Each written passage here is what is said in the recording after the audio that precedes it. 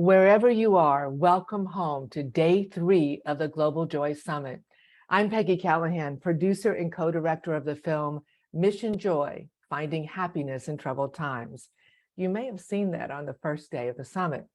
I'm also a happy, ecstatic even collaborator on the Big Joy Project, which you will all hear about very soon. My grown-up job is fighting modern-day slavery, but today is all about joy. This session is all about the Big Joy study that is already happening with participants from 184 countries around the world. So if you could use a hit of joy, no matter where you are on this planet, we hope you'll give it a try. Now, all 3 of the researchers here today have been studying well-being and happiness, and they'll have some great details and stories to share. I'll do a little itty bitty intro, but you guys need to know it's anemic compared to how much these people have accomplished in the world. Okay, here we go. Elissa Epel is a best-selling author and professor in the Department of Psychiatry at the University of California, San Francisco. She studies stress, health psychology, and how contemplative interventions can promote well-being. Demond Hill is a PhD student at the University of California, Berkeley, in the Department of Social Welfare. None of these people are slackers. He researches the intersection of Black children, Black youth, Black families, and the possibilities and sometimes impossibilities of Black healing, joy, and beauty. And then, of course, there's Darwin Guevarra. Darwin is a postdoctoral scholar with the Network of Emotional Well-Being at the University of California, San Francisco.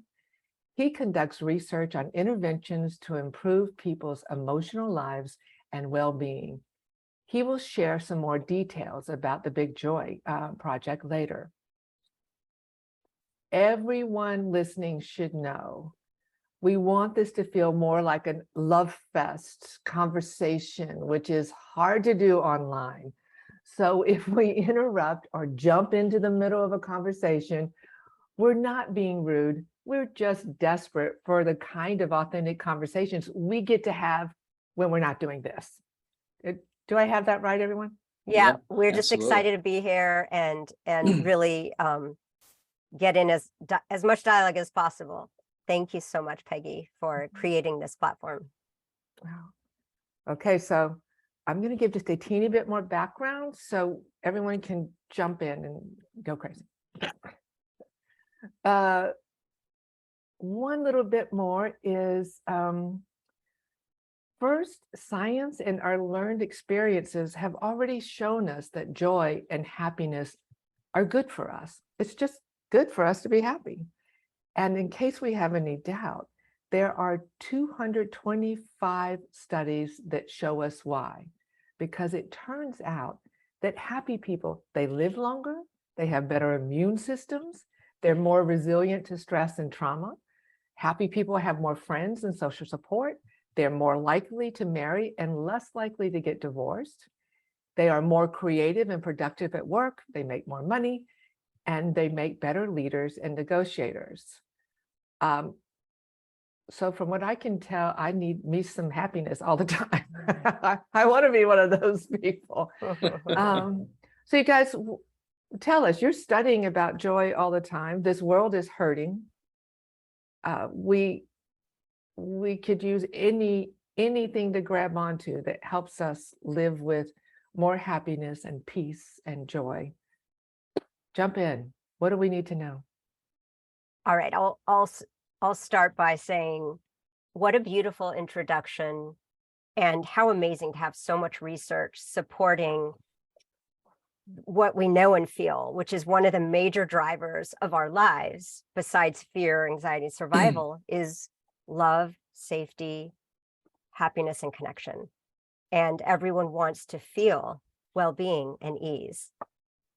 So in this summit, we talk about joy in a big umbrella way. And just to break it down, emotional well-being and joy is this beautiful bouquet of components that we can think about. And we have different flowers blooming at different times, gratitude, appreciation, satisfaction with life, feeling purpose, feeling connected, feeling the goodness of others, feeling spirituality. There's so many pieces that go in that bucket.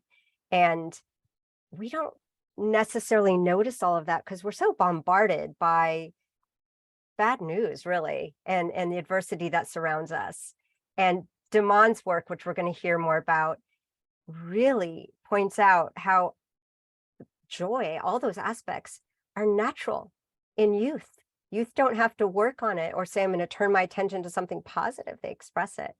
So we are left with needing to relearn that. And that's partly why we're so excited about the Big Joy Project, to point us to some things that we may already do naturally, subtly, and amplify that and look behind it at what the science and the mechanism. Because when we understand of why something works the way it works, that means a lot to us. We do it more, we get it. It's not just someone told me to do this. So is joy important? Absolutely. In 100%. I've been blessed, I think, to be in communities constantly that are trying to, in different ways, ensure that those that are a part of the community are happy, are healthy, feel like they're connected, have a sense of belonging, and while also acknowledging the fact that there is a lot happening and it's a lot of weight to carry alone. And I'm a big fan of always, like celebrating those that have come before me, my grandmother, my grandfather, Toni Morrison's, James Baldwin's, who have set a great foundation for the work that we are talking about today.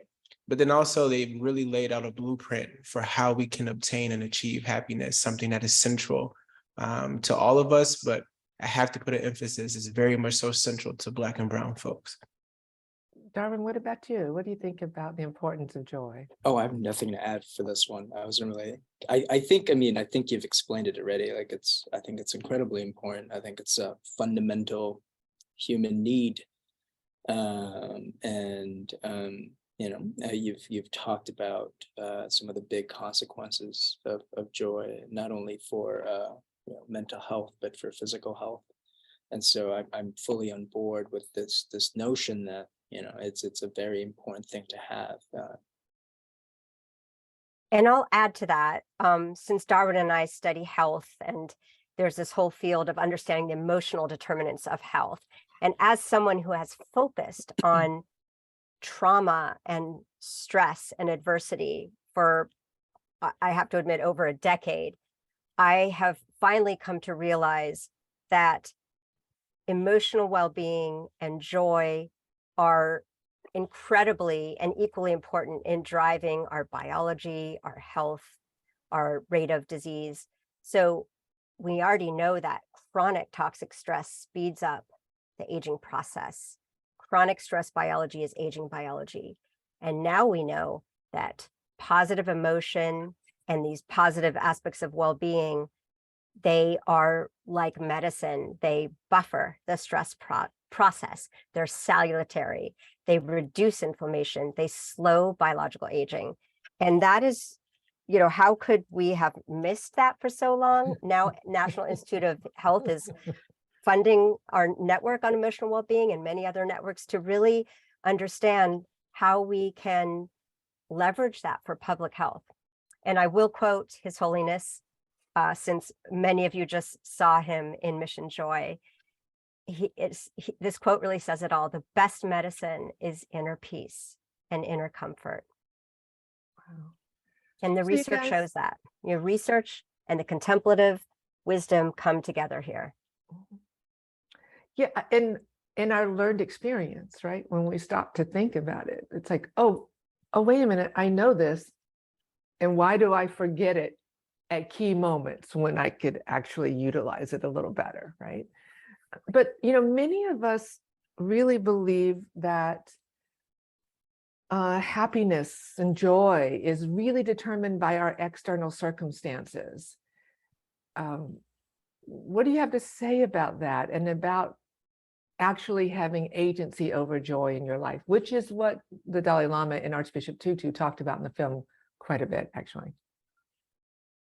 So I'm personally a firm believer that you could sort of create your own joy, and that in your daily lives, there's like this tremendous opportunities for happiness and joy. And I think that we could sort of change ourselves, or create more of a habit in our lives that allow us to do this. So, for example, I was a socially anxious person for a while, but I knew that I was missing out on these like connections with people, and I knew that I wanted to talk to people and get to know them, even though I had a hard time. And so I read this wonderful book by he was a psychiatrist, Howard C. Cutler, called The Art of Happiness, where he interviews the Dalai Lama and just followed them around for a few days or a few weeks, and he would ask him questions about how to live life. And one of the things that really struck me in that book is he noticed how well the Dalai Lama connected with people, different strangers across the globe. And he was curious, like, does he have any special insights on how do you have this connection? And so he asked the Dalai Lama, like, how do you connect well with people so well? How do you do it?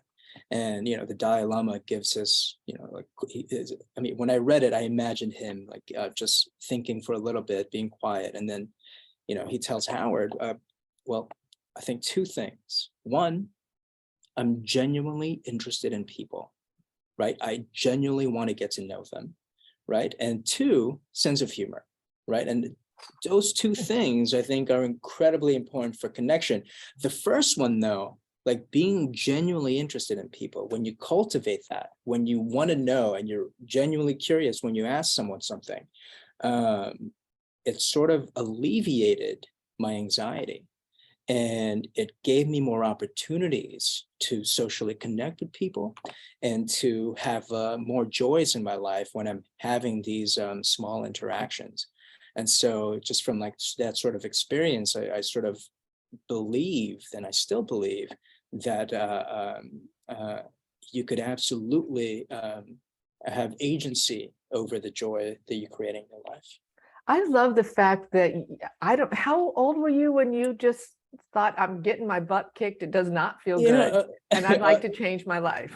I was in my early 20s. I called it the daily 4 social interaction task. I'm sure there was like a better name for it, but I would just randomly talk to strangers every day for, I don't know, for six months, and then naturally it became easier. And now it's incredibly easy for me to talk to people, and I love small talk too. So I know some people don't, but for me, it's a source of everyday joy.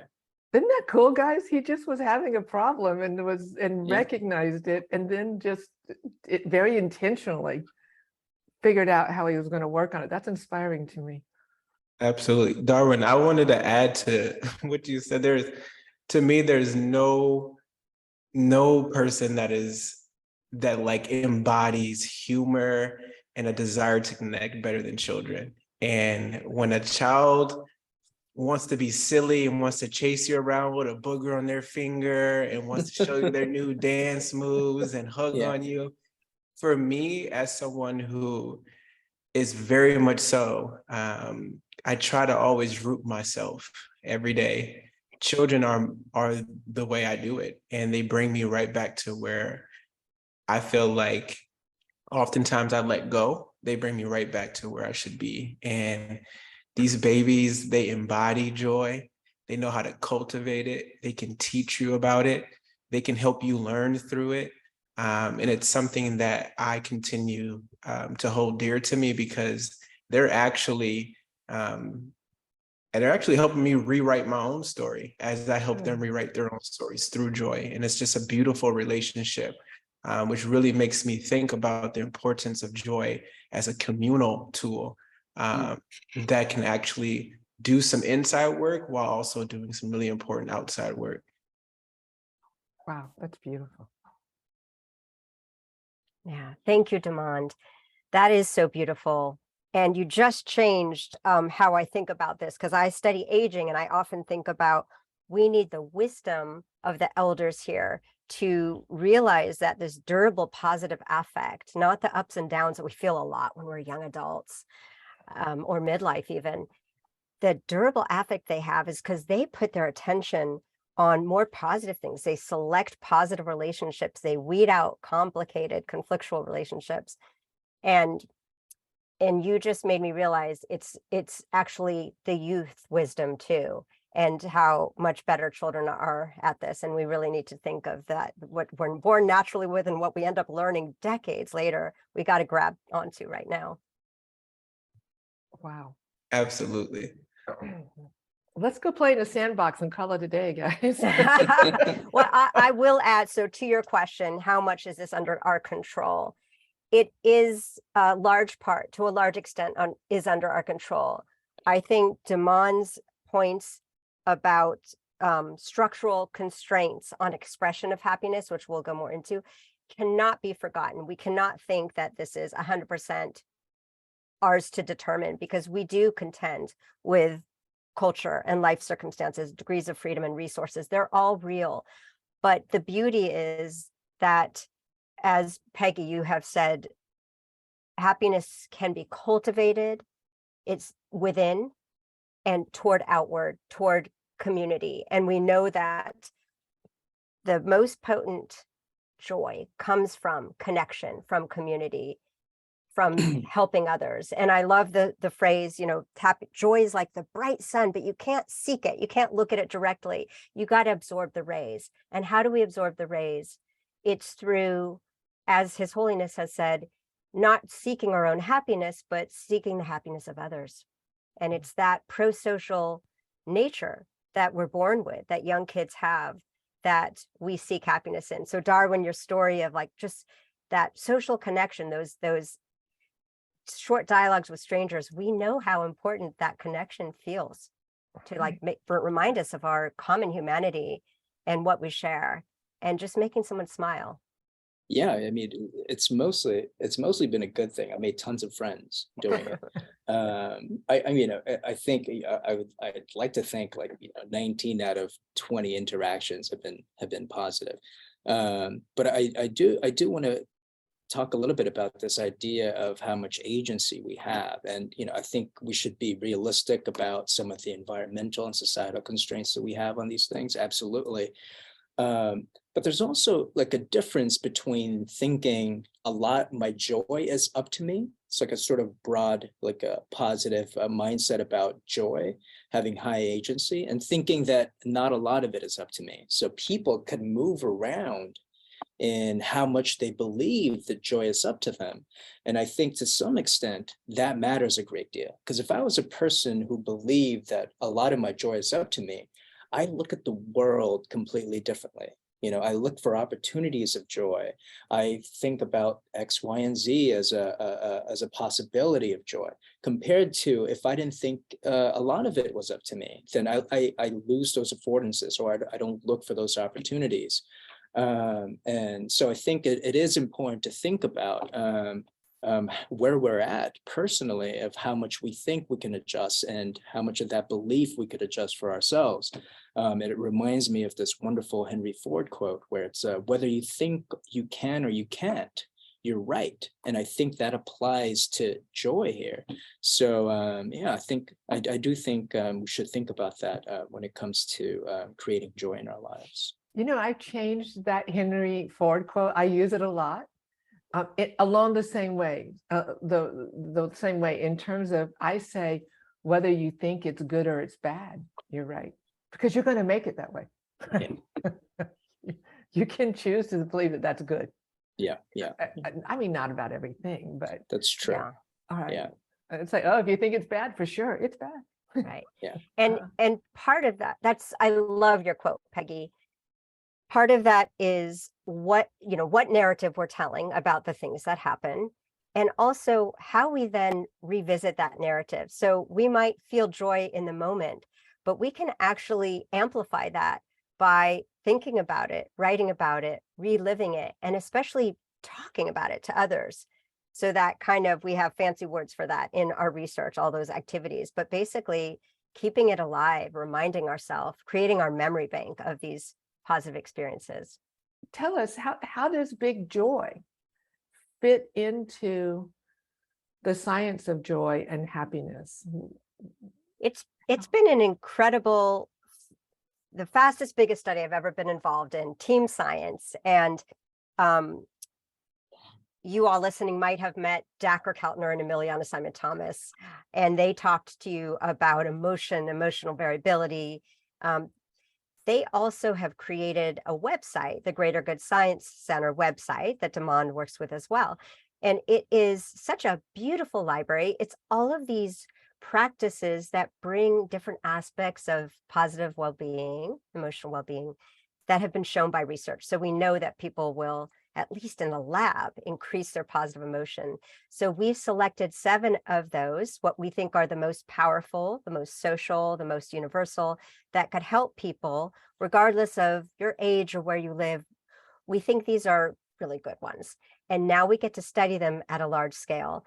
And it's not, did you feel a blip of positive, but what worked for you? How long did it last? And what helps which type of people? So because we hope to get 1 million people, we hope to learn a lot.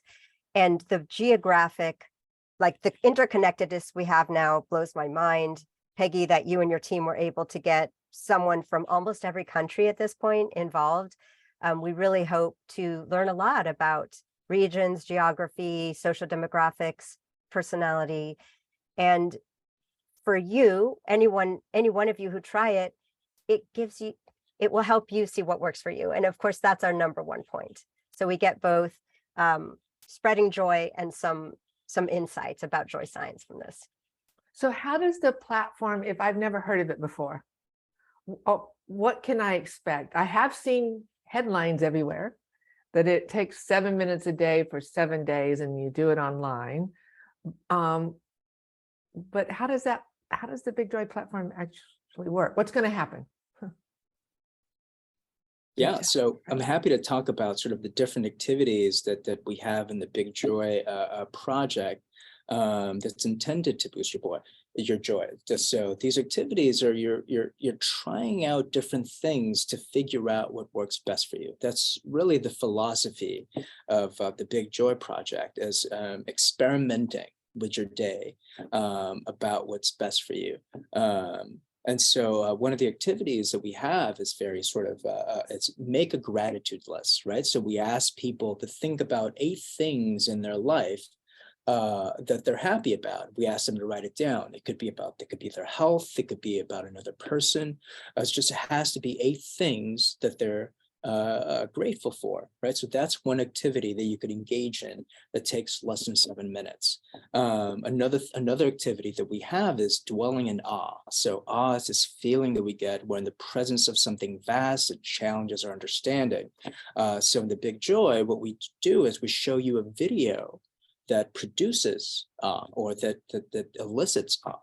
Another activity that we have there is called shifting your perspective. So this one asks participants, or it asks people to think about something that they're upset with, that they're frustrated about in their lives. And then we ask them to think of 3 positive things about that frustrating situation.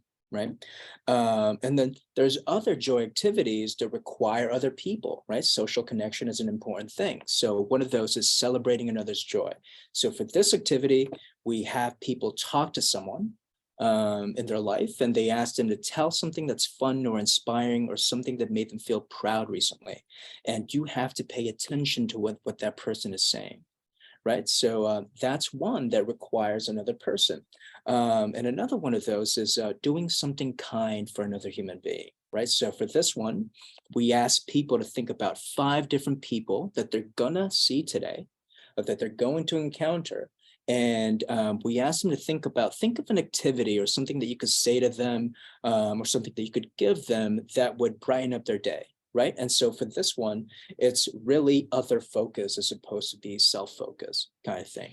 And then a final one is a little bit of blending of individual and sort of social connection, which is gratitude, right? Or making a gratitude list. And so when you make a gratitude list, you're really shifting your thinking to things that you're thankful for, whether if it's your health, whether if it's your relationships, whether if it's the people in your life, right? So these are some of the activities that you would that you would practice if you participate when you participate in the Big Joy Project. Wow. So All works best for me. What about you guys? I literally was just driving home 2,500 miles from the East Coast, and I had COVID.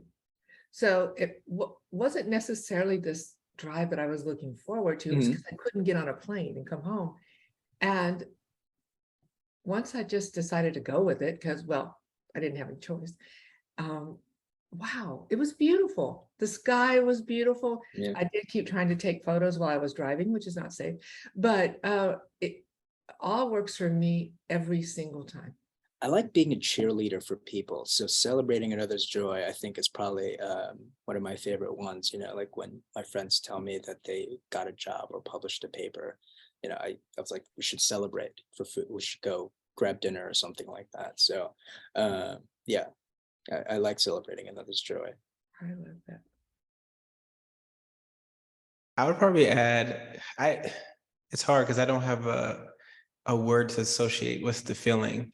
Besides, so I just love moments where I can feel like I'm being transcended. Like parts of me is changing. My way of thinking is changing. Like my smile is rich and real, you know, like I lose sight of the worries and the deadlines and the issues, and I'm just present, and I'm present with those that I care about, doing what I love. So I would have to definitely say transcendent. Oof, that's a good one, Demond.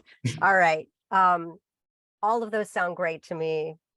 I most definitely get a boost from the kind act to others, especially strangers, how easy it is to find those moments in daily life.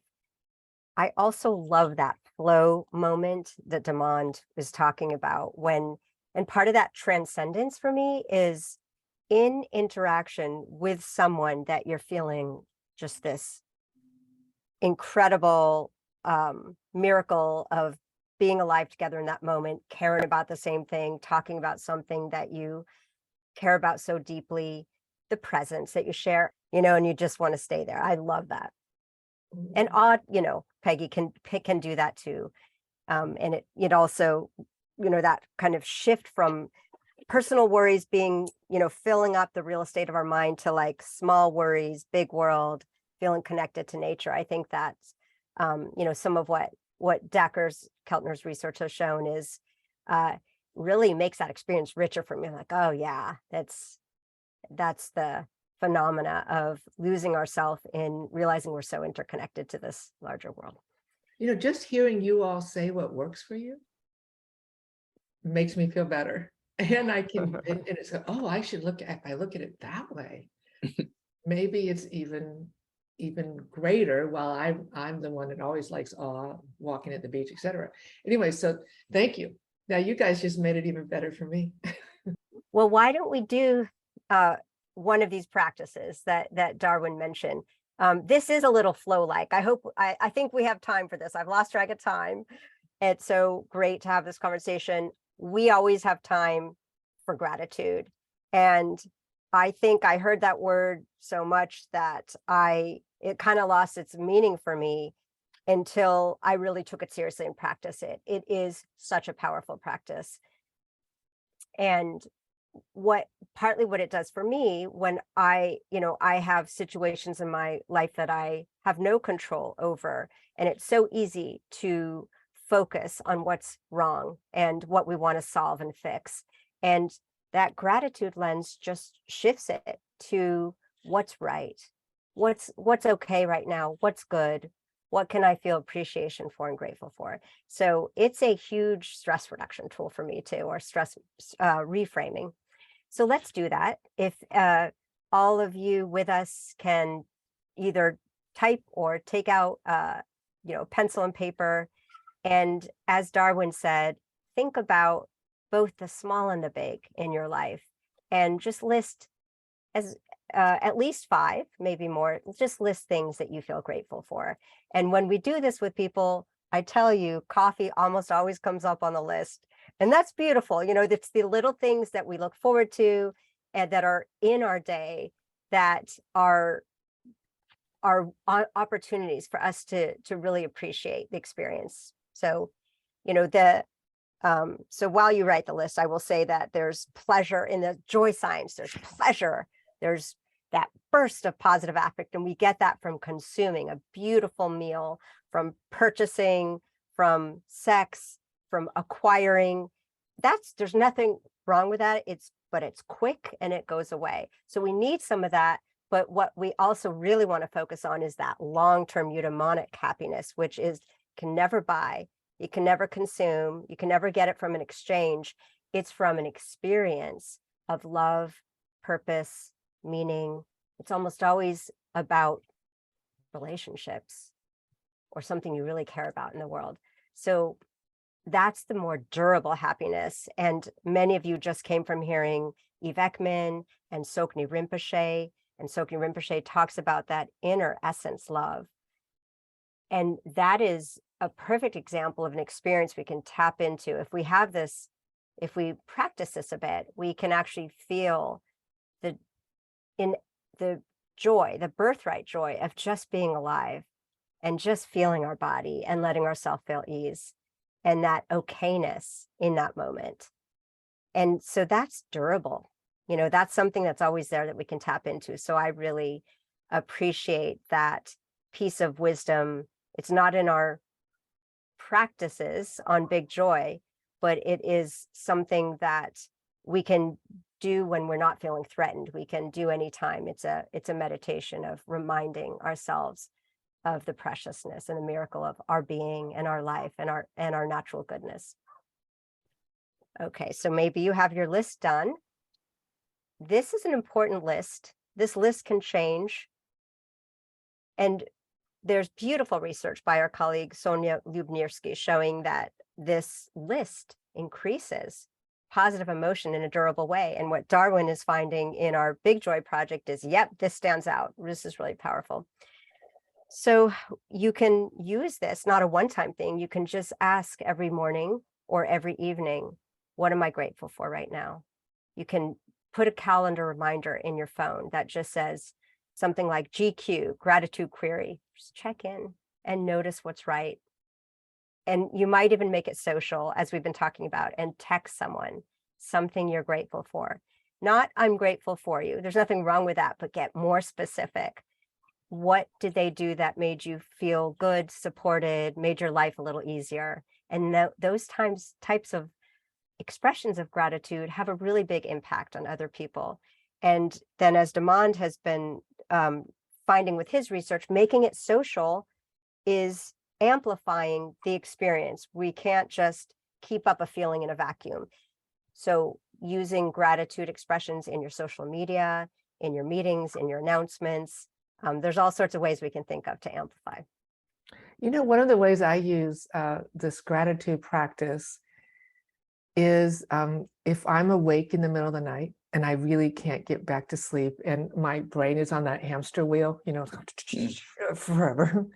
That's almost always a little bit about worry and anticipation in not a positive way.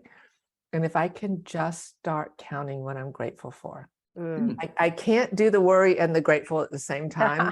That doesn't. So I just switch tracks, and it is so helpful to me. Yeah, That's I mean, beautiful. like what Elissa was saying, gratitude. I mean, preliminarily from our data, it suggests that, you know, it's a big boost immediately, right? It's one of the things that makes us happy. And if you follow people throughout the day, that joy seems to be there still at the end of the day. I mean, there's a slight decrease, but it's still like that. And there are some practices that behave slightly differently than that. For example, shifting your perspective, where you think about something that you're frustrated or upset. What you see is maybe thinking about something that you're frustrated about kind of detracts from the immediate joy that it produces. But what you see though is that your joy grows throughout the end of the day, right? So even though that it might feel unpleasant immediately, at the end of the day, it's better for you, right? So that's shifting your perspective. On the other hand, boost your joy quite a bit also, but it stays with you throughout the day, which is super important, I think. And the other two, celebrating another's joy and doing something kind, sort of behaves very similarly, right? Celebrating another's joy not only gives joy for you, but it also gives joy to another person, right? And we don't measure the other person's joy, but presumably they're happy when another person is interested in celebrating their accomplishments and doing something kind for 5 people. Like, just imagine that, right? So the data suggests that when you list people down and you think about 5 things that you're going to do for them, it boosts your joy slightly, just a little bit. Right. But at the end of the day, presumably after you've done those things for those people, you get a slight increase in joy. So all of these different activities seem to behave differently in the joy that they produce immediately and sort of how long they last throughout the day. And the ones that are more social not only produces joy in you, but presumably it produces joy in other people. So I think those are important things to think about when we think about different joy activities. So we want to go for a twofer. That's kind of great, right? I think so. Yeah.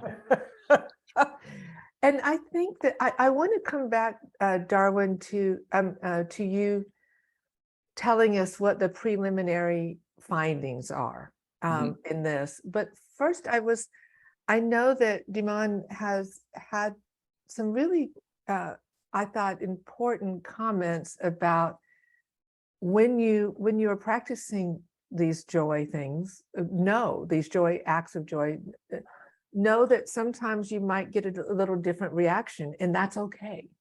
Can you share that, Dimon?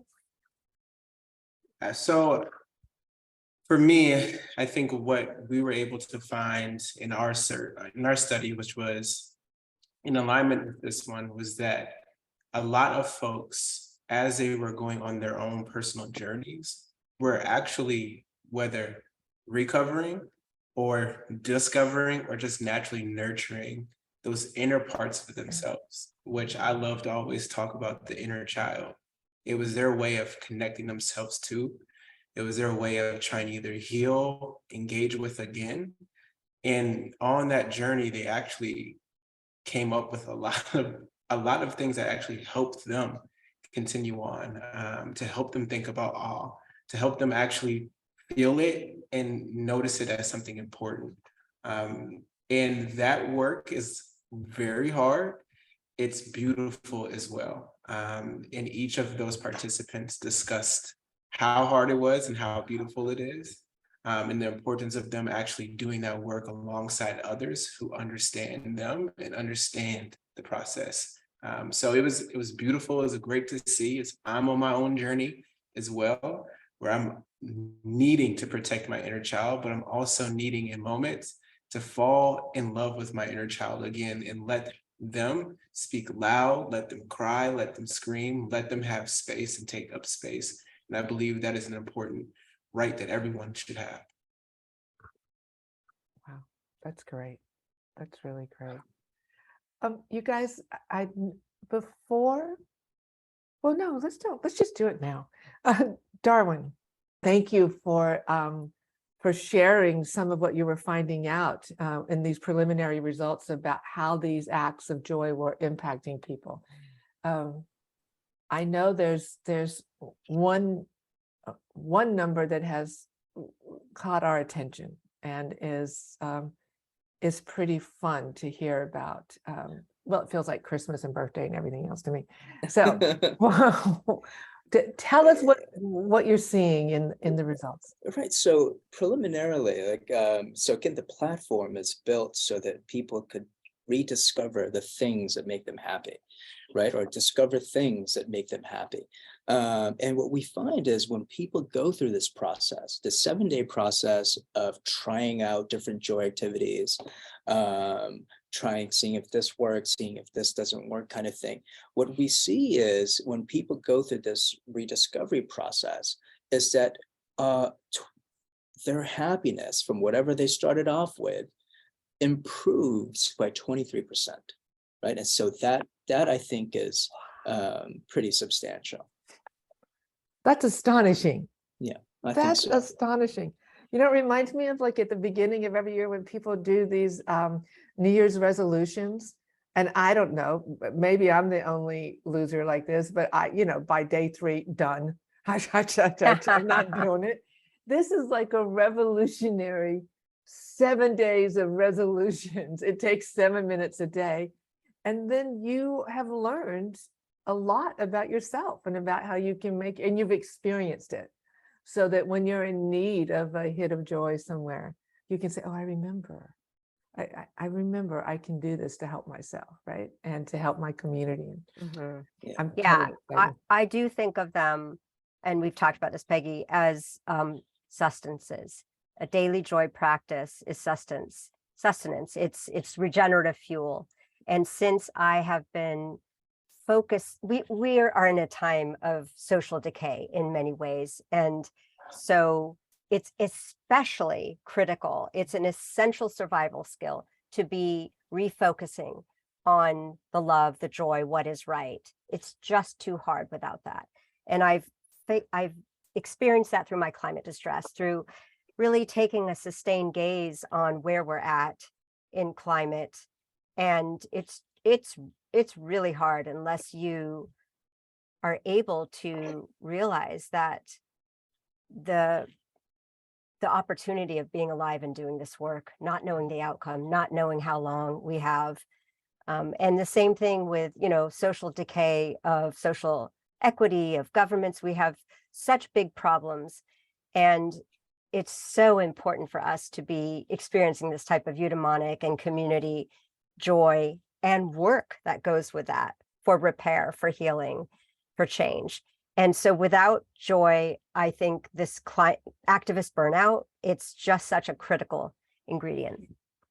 It is. Joy really is that clean energy that fuels transformation in our lives, right? And it gives us the strength and hope to keep moving, right?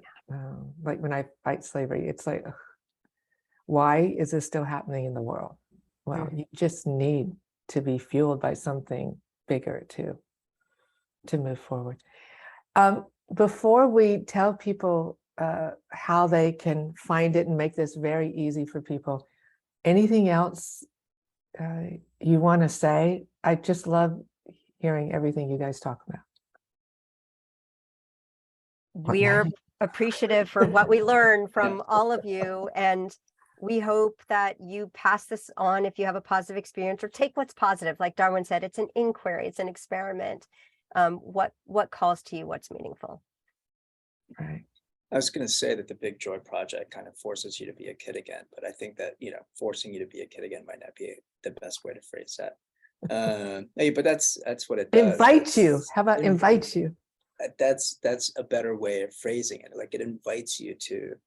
I mean, there's a lot of ways that we could say it. You know, it invites you to love your inner child, or be a kid again, or play around. It's really playing around with, you know, activities in your life. I mean, that's how I kind of see it. And I think that overall it's a good thing. You know, the unexamined life is not worth living. And I think this helps you. And what's, you know, it's meaningful to examine what makes you happy, I think. And I think acknowledging that adversity and joy go hand in hand, and just being able to look at both. And I think, Demond, I've loved what you've said about that. I don't know if you want to share more about that. Yeah, I mean, well, first of all, I think being on the panel with each and every one of you is, for me, is something beautiful. It's something that I hope continues to happen, and not just in spaces like this, but spaces that are at the house, or at the dinner table, or at a park. This work needs to continue to happen beyond this. And as I continue to think about the voices that sometime and oftentimes gets left out from the conversation, or the weights and pressures that are put upon folks for various reasons, there's something that I think they have always taught me, which is just always recenter yourself in your own beauty. Always find moments to still, to hoard, to hold on to joy amidst what's happening, to love yourself unconditionally, nurture yourself unconditionally. And if I center babies like I love to all the time, it will always make me go back to play. You have to explore, you have to fail, you have to learn and unlearn. That's where the beauty of all this work comes from. So I'm happy to be able to participate with you all in that work. And I hope that this continues to, be central. Wow. Yeah, we should grab lunch when you come visit us. So, Yeah. yeah, Yes. should be I have a fun. holiday party. You'll get an invite. Yeah. Many of you have already started Big Joy with your new old friends at the Joy Summit. You're exploring small acts of joy to find out which works best for you. You're not only helping yourself, but expanding science to help even more people. I just think that's really great. That's a great twofer. If you haven't tried it yet and you want to, just click on the link below this video, or it's on the left side of any of the Summit website pages. You can see how many of you are already there waiting to create joy together. So we have found that families and groups of friends love doing Big Joy the same week. Dimon, this actually speaks to your idea about the importance of community. So we've heard that friends and families are doing this and going, so what worked best for you? Tell me. Like, it's really great. Yeah. But wherever you are and however you are doing this moment, all of us wish for you more joy, more peace, and deep, deep love. Thank you. Beautiful. Cool. Thank you. This has been That's such fun. an honor and pleasure. Thank you all. And thank you everyone for being with us and expressing your gratitude in your own way. Yay. Bye. Cool.